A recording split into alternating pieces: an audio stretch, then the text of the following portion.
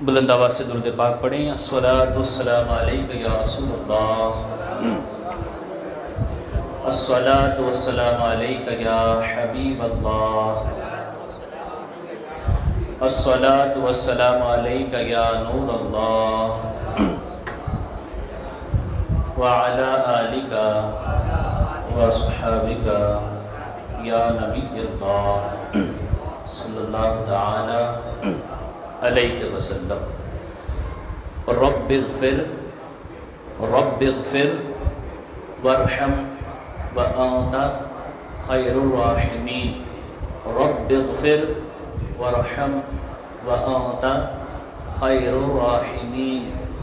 رب اغفر وارحم وانت خیر الراحمین۔ سبحان اللہ، کہہ دو سبحان اللہ اور محبت سے۔ اب حدیث پاک سنیں۔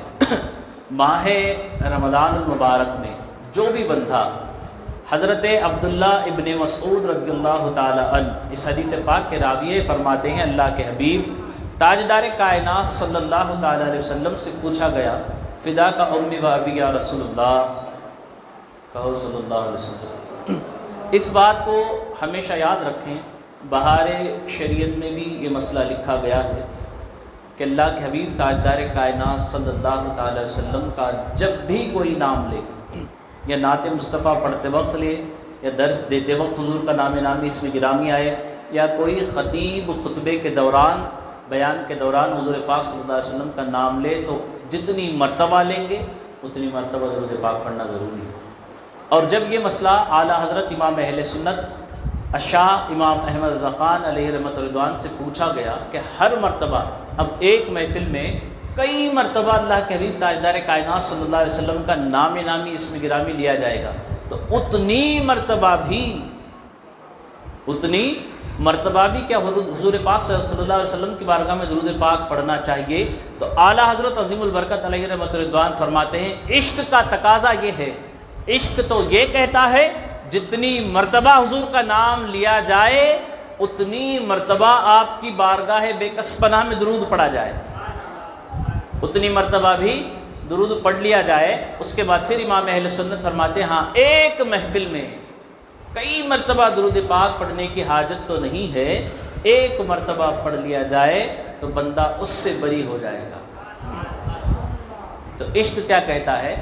جتنی مرتبہ بھی حضور کا نام آئے درود پاک پڑھنا ضروری ہے، کیونکہ ہمارے سامنے کئی ایسی احادیث پاک ہیں جن کو ہم اکثر ہمارے علماء سے سنے ہیں۔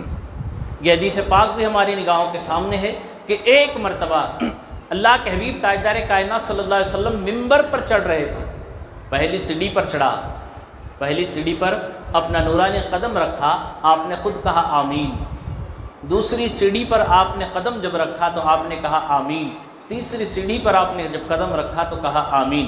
اس کے بعد حسب معمول آپ وہاں تشریف فرما ہو کر کے جو بھی اپنے غلاموں سے بات چیت کرنی تھی، خطبہ دینا تھا، اللہ کا پیغام پہنچانا تھا، پہنچا دیا۔ اس کے بعد جب مسجد نبوی شریف سے باہر نکلے تو صحابہ نے سوال کیا، یا رسول اللہ صلی اللہ علیہ وسلم عادت کے خلاف آج ہم نے کچھ الگ عمل دیکھا، میرے آقا جب بھی آپ ممبر پر چڑھتے تو کچھ نہ کہتے، صرف آپ کی زبان پر یہ ہوتا اللہ اکبر اللہ اکبر اللہ اکبر۔ اوپر چڑھنے کا کیا سنت طریقہ ہے؟ اوپر جیسے جیسے اوپر سیڑھیوں پر قدم رکھیں تو حضور کیا پڑھا کرتے تھے؟ اللہ اکبر۔ صحابہ نے سنا، پوچھا ادب سے، یا رسول اللہ صلی اللہ علیہ وسلم جب آج آپ اوپر چڑھ رہے تھے تو عادت کے خلاف ہم نے دیکھا، پہلی سیڑھی پر چڑھا آپ نے آمین کہا، دوسری سیڑھی پر قدم رکھا آپ نے آمین کہا، تیسری سیڑھی پر قدم رکھا پھر سے آپ نے آمین کہا، یا رسول اللہ صلی اللہ علیہ وسلم ایسی کون سی بات تھی جب کوئی بندہ دعا کرتا ہے تو تب کوئی اس کے دعا کے عوض میں دعا کرنے پر دعا کے بعد آمین کہتا ہے؟ تو اب سنو، اللہ کے حبیب صلی اللہ علیہ وسلم ارشاد فرماتے ہیں جب میں نے اپنا قدم پہلی سیڑھی پر رکھا تو سید الملائکہ جبرائیل امین علیہ السلام نے کہا آپ کا نام سن کر، آپ کا نام گرامی، اسم گرامی سن کر کوئی بندہ اگر آپ پر درود نہ پڑے تو وہ ہلاک ہو جائے، وہ برباد ہو جائے۔ تو میں نے کہا آمین۔ تو پتہ چلا حضور کا نام جب بھی ہمارے کان تک پہنچے تو ہمیں کیا چاہیے؟ درود پاک پڑھ لیں۔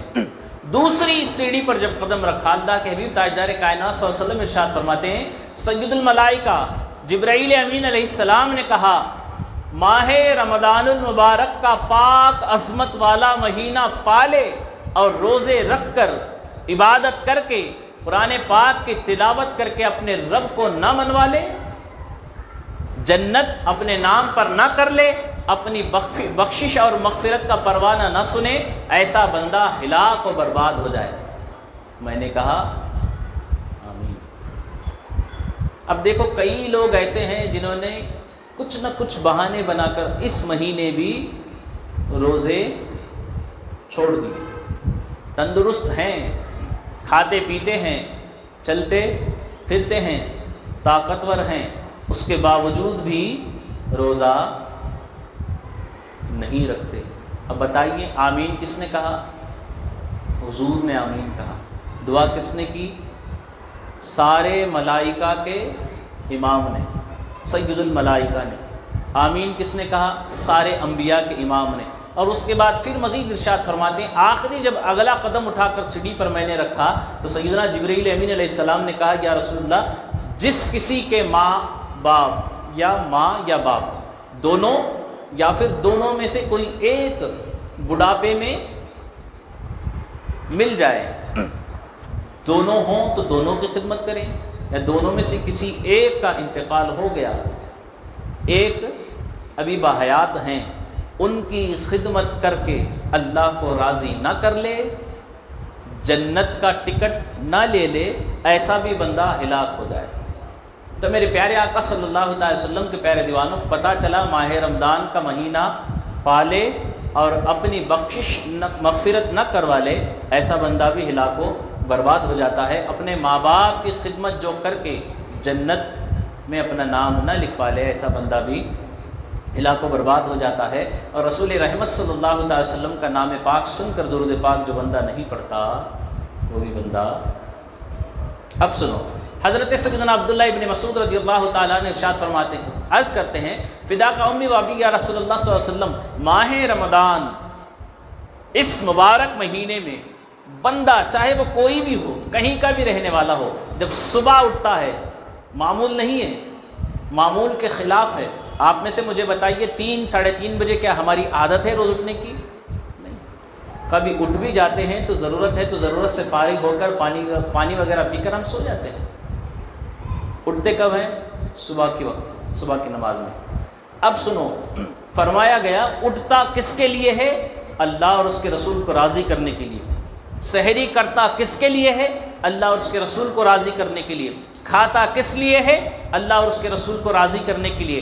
پورے ماہ رمضان میں 5 وقت کی نمازیں ادا کرتا ہے، جب دیکھو تب اس کے ہاتھ میں تسبیح ہوتی ہے یا تو پھر قرآن اللہ کا پاک کلام ہوتا ہے، دن کے وقت روزے سے ہے، کھانے پینے سے اپنے آپ کو بچایا ہوا ہے، جو اس کی خواہشات نفس ہے اس کو وہ دبا کر کے اللہ اور اس کے رسول کی رضا کے لیے وہ خاموش ہے، صبر کا دامن تھامے ہوئے ہے، اور جب رات ہوتی ہے تھوڑا بہت کچھ کھا کر کے اللہ کی دی ہوئی نعمتیں کھانے کے بعد اس کے بعد پھر تراویح کی طرف چل پڑتا ہے، حتیٰ کہ وہ پورا ایک مہینہ ماہ رمضان جب تک گزر نہیں جاتا تراویح کی صورت میں اللہ کا پاک کلام سنتا ہے۔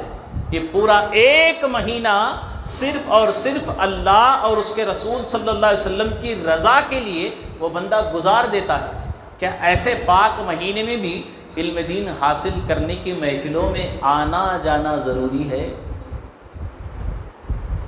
حضرت عبداللہ ابن مسعود کا سوال، ماہ رمضان کے اس مہینے میں بھی کیا علم دین کی محفلیں جہاں قرآن و سنت کا علم سکھایا جاتا ہو، جہاں بیٹھنے کے بعد سنتیں سکھائی جاتی ہوں؟ ابھی الحمدللہ ہم نے ایک عظیم سنت مسواک کی سنت اور اس کے فیوز و برکات کے حوالے سے بہت ہی پیاری باتیں عالمی تحریک سنی دعوت اسلامی کی درسی کتاب برکات سنت رسول سے سنی، اور اس کو سننے کا ہم نے شرف حاصل کیا۔ انشاءاللہ اس پر عمل کرنے کی بھی کوشش کریں گے انشاءاللہ۔ اب سنو، اللہ کے حبیب تاجدار کائنات صلی اللہ علیہ وسلم ارشاد فرماتے ہیں، اے ابن مسعود، جو کوئی بندہ ماہ رمضان میں पूरे महीने को बता दिया। अब अल्हम्दुलिल्लाह अल्लाह के फजल से हम सब रोज़े से हैं। रोज़ा रहकर अल्लाह के पाक घर में बैठकर हमने नमाज असर अदा की, उसके बाद कुरान पाक की तिलावत सुनने का भी शर्फ हासिल हुआ, उसके बाद नाते मुस्तफ़ा सल्लल्लाहु अलैहि वसल्लम भी सुना, उसके बाद सुन्नतें भी सीखी, उसके बाद मज़ीद माह रमज़ान के कुछ फयूज़ व बरक़ात सुनने के लिए हम यहाँ जमा हुए हैं। अब सुनो, आका इरशाद फरमाते हैं माह रमज़ान के पाक महीने में कोई बंदा एक लम्हे के लिए, एक सेकंड के लिए भी कोई बंदा बैठकर कहीं इल्म हासिल करने में लग जाए, कितने, एक सेकंड के लिए, एक लम्हे के लिए इल्म हासिल करने में लग जाए, जो चीज़ उसे मालूम न थी वो सीखने में अपना वक्त लगा दे, जो बात उसे मालूम न थी वो पता करने में अपना वक्त सर्फ कर दे, तो आका इरशाद फरमाते हैं एक लम्हे के एवज में अल्लाह तबारक व तआला उसके 1 साल के गुनाहों को मुआफ़ कर देता है। अब हम लोग कब से बैठे हैं यहाँ, वक्त देखें आप, पिछले 1 घंटे से हम लोग यहाँ जमा हैं।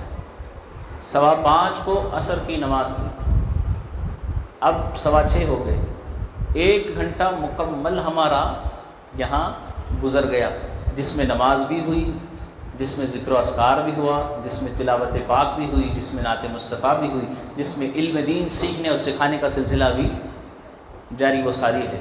अब उसके बाद आका इरशाद फरमाते हैं 1 साल के उस बंदे के गुनाह मुआफ़ कर दिए जाएंगे, और बगैर रुके और रियाकारी के बगैर इखलास से अगर वो 1 साल तक इबादत करता तो उस इबादत पर अल्लाह तबारक व तआला उसे जो सवाब अता फरमाता, हर लम्हे के एवज में अल्लाह उसे उतना सवाब अता करेगा। बोलो सुभान अल्लाह, और मोहब्बत से। और फिर मजीद आका इरशाद फरमाते हैं अपने घर से, कोई घर से चलकर यहाँ आया, कोई बाज़ार से चलकर यहाँ तशरीफ़ लाए हैं आज, और कुछ लोग ऐसे भी हैं जिन्होंने अपने अपने दुकान को ताला लगाकर यहाँ तशरीफ़ लाए। अब सुनो, आका कौनैन सय्यद आलम सल्लल्लाहु अलैहि वसल्लम इरशाद फरमाते हैं जो बंदा जितने कदम चलकर माह रमज़ान में नेकी की मजलिस में जाएगा, इल्म दीन हासिल करने के लिए जहाँ इल्म दीन सिखाया जाता हो ऐसी मजलिसों में जाएगा, जितने कदम वो चलेगा, तड़प के बोलो सुभान अल्लाह, जितने कदम वो चल करके उस महफिल में पहुंचेगा, अल्लाह तबारक व तआला उतने दर्जात उस बंदे के बुलंद कर देगा। तड़प के बोलो और मोहब्बत से। हम यहाँ कुछ लोग घर से आए हैं, कुछ लोग दुकान से आए हैं, कुछ लोग बाज़ार से आए हैं, हर कोई अपनी अपनी सहूलत के हिसाब से यहाँ, कोई साइकिल में, कोई कार से, कोई अपनी मोटरसाइकिल से। कितने कदम हुए? किसी ने बोलिए, किसी ने नहीं गिना, लेकिन कुर्बान जाइए फरिश्ते गिन रहे हैं, फरिश्ते, तरफ के बोलो, फरिश्ते गिन रहे हैं। हुज़ूर शेखुल इस्लाम वल मुस्लिमीन फरमाते हैं एक इंसान के साथ कम से कम, आपने फरमाया कम से कम कितने, बोलिए, कम से कम 5 फरिश्ते होते हैं, कम से कम 5 फरिश्ते, और ज़्यादा से ज़्यादा अलग अलग इख्तलाफात हैं रावियों के। कोई कहते हैं 60 फरिश्ते बंदे के इर्द गिर्द होते हैं, कुछ ने कहा 70 फरिश्ते होते हैं, बहरकब जो सही अल्लाह उसे कबूल फरमाए। अब देखो 5, इसको हुज़ूर शेखुल इस्लाम वल मुस्लिमीन ने क्या फरमाया, 2 फरिश्ते सब जानते हैं, एक दाएं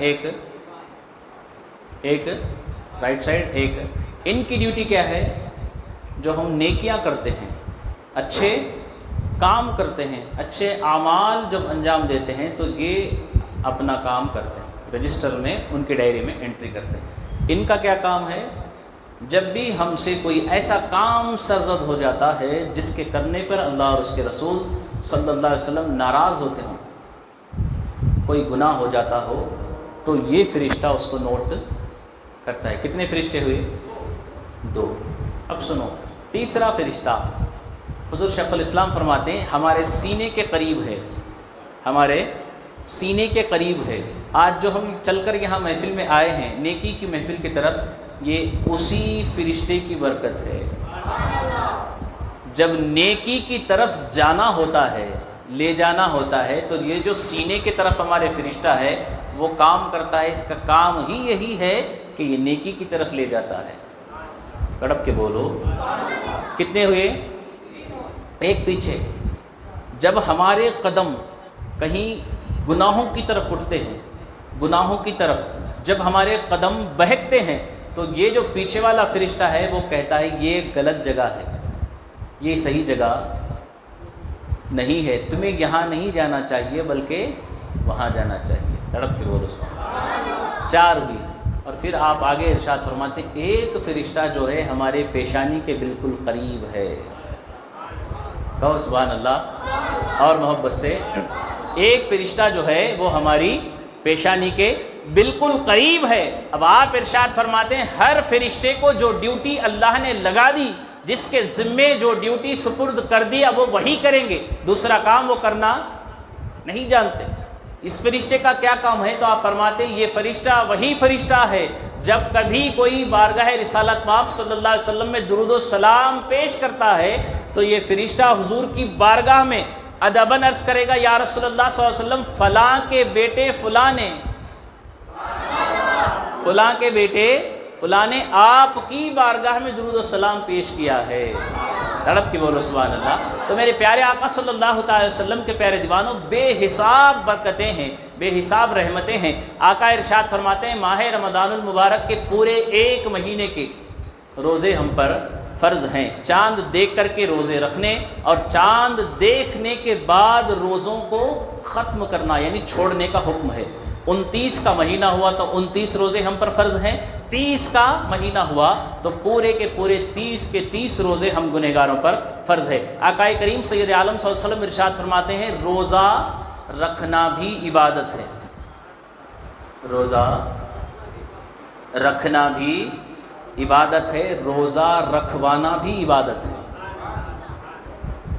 روزہ میں نے روزہ رکھ لیا، اللہ کا خاص کرم ہوا۔ اب آپ میں سے کسی نے کوئی سستی بنا کر، کوئی بہانہ بنا کر، کوئی نہ کوئی ہیلا، کوئی بہانہ بن گیا۔ اب آپ کو میں سمجھا رہا، دیکھو شرعی حکم یہ ہے، مسئلہ ایسا ہے، ایسی صورت میں تم روزہ نہیں چھوڑ سکتے، روزہ رکھ لو۔ تو میں نے تو روزہ رکھا، آپ کو بھی روزہ رکھوانے پر میں نے ابھارا۔ آقا ارشاد فرماتے ہیں روزہ رکھنا بھی عبادت ہے، روزہ رکھوانا بھی عبادت ہے۔ تڑپ کے بولو، سحری کھانا بھی، آخری بات انشاءاللہ پھر ہم لوگ دعا کے لیے چلے جائیں گے انشاءاللہ۔ سحری کرنا بھی عبادت ہے، سحری کروانا بھی، تڑپ کے بولو، افطار کرنا بھی عبادت ہے، افطار کروانا بھی عبادت ہے، روزے دار کا سو جانا بھی عبادت ہے، روزے دار کا ذکر الہی میں مصروف رہ کر کے بیٹھنا بھی عبادت ہے، روزے دار کا تلاوت قرآن پاک کرنا بھی عبادت ہے۔ اللہ کے حبیب تاجدار کائنات صلی اللہ علیہ وسلم ارشاد فرماتے ہیں جو روزہ رکھتا ہے اللہ اس سے راضی ہو جاتا ہے، جو روزہ رکھتا ہے اللہ اسے بے حساب نعمتیں عطا فرماتا ہے، اور جو روزہ رکھواتا ہے روزہ رکھوانے کے عوض میں جتنا ثواب اس کو ملا اتنا ہی ثواب روزہ رکھوانے والے کو بھی ملے گا۔ جو بندہ سحری کھاتا ہے اس کو تو ثواب مل گیا کیونکہ اس نے حضور پاک سید عالم صلی اللہ علیہ وسلم کی سنت پر عمل کی، اور کسی کے پاس سحری کا انتظام نہیں تھا، سحری کا انتظام نہیں تھا تو کسی نے کچھ انتظام کر کے اس کو سحری کی سنت پر عمل کرنے کے لیے مدد کی، تو آقا ارشاد فرماتے ہیں اس سحری کرنے والے کو جتنا ثواب ملے گا اتنا ہی ثواب اس سحری کرانے والے کو بھی ملے گا۔ ٹھیک اسی طریقے سے افطار کا بھی ثواب ہے۔ افطار ہم خود اپنے رزق حلال سے، اس حوالے سے انشاءاللہ میں آئندہ اتوار کچھ باتیں مزید اور بتانے کی سعادت حاصل کروں گا۔ اگر اللہ نے دولت دی ہے تو خود بھی کھائیں اور دوسروں کو بھی انشاءاللہ اس مہینے میں خوب کھلانے کی کوشش کریں گے انشاءاللہ، خود بھی کھائیں گے دوسروں کو بھی انشاءاللہ کھلائیں گے۔ شرط کیا ہے؟ حلال ہو، رزق حلال ہو، ورنہ دن بھر صبح صادق سے لے کر غروب آفتاب تک جو ہم نے روزہ رکھا ہے کھانے پینے سے اور دیگر باتوں سے ہم نے اپنے آپ کو جو رو کے رکھا ہے، یہ سارا کا سارا برباد ہو جائے گا۔ کب؟ جب ہماری سحری میں جو لقمہ اٹھتا ہے وہ اگر حرام کا ہوگا، افطار کے وقت جو لقمہ اٹھ رہا ہے وہ اگر حرام کی کمائی کا ہوگا تو روزہ رکھ کر بھی کوئی فائدہ نہیں ہوگا۔ امام غزالی علیہ رحمت و رضوان فرماتے ہیں صبح صادق سے لے کر غروب آفتاب تک ایک بندہ روزہ رکھتا ہے، افطار کے وقت جب دعا پڑھ کر بسم اللہ کہہ کر اپنے رب کو یاد کر کے، اپنے رب کی پاکی بیان کر کے ایک لقمہ اٹھا کر منہ میں رکھتا ہے تو اس کی افطار، اس کا روزہ ختم ہوا۔ اب دیکھو کیا فرماتے ہیں، اگر وہ رزق حلال کا ہوا تو اللہ اسے جہنم سے آزاد کر دے گا، اگر وہ حرام رزق کا نوالا ہوا، اگر وہ رزق کون سا؟ حرام رزق کا نوالا ہوا، تو امام غزالی علیہ رحمۃ رضوان فرماتے ہیں گویا یہ اس مریض کی طرح ہے جو بہت سارے پیسے خرچ کر کے بہت بڑے حکیم کو بلاتا ہے، بہت بڑے طبیب کو بلاتا ہے، وہ مریض ہے، علاج کرنے کے لیے بلاتا ہے، بلانے کے بعد اس سے جو دوائی لی اس کے استعمال کرتے وقت، حکیم صاحب نے جو دوائی دی اس کو استعمال کرتے وقت اس میں تھوڑا سا زہر ملا لیا،